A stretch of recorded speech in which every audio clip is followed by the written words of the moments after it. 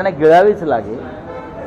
अनिल परब यांनी अत्यंत व्यवस्थितपणे एक भूमिका मांडलेली आहे। रामदास कदम आणि त्यांचे गृहराज्यमंत्री असलेले चिरंजीवानी जे घोटाळे आणि गुन्हे करून ठेवलेले आहेत, विशेषतः इतर काही विषय त्यांनी मांडले, ती चिंतेची गोष्ट आहे।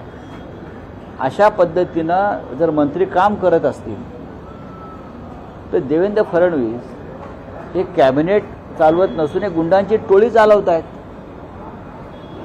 स्वतः रामदास कदम यांनी सांगितलं आहे की विधान परिषदेचे सभापती, त्यांच्याकडे बोट आहे त्यांचं, राम शिंदे यांच्या सूचनेवरून त्यांनी त्या घायवळ नावाच्या एका संशयास्पद व्यक्तीला शस्त्र परवाना दिला। असे आतापर्यंत किती शस्त्र परवाने दिले?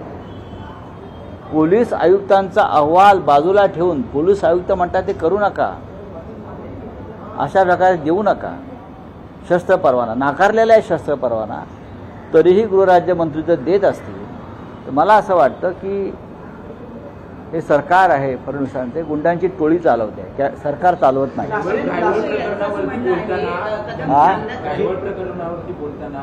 केंद्रीय मंत्री यांनी बोलणं टाळलेलं आहे कायदा सुव्यवस्थेच्या प्रश्नावर, ते पत्रकार परिषदेतून उकळून गेले।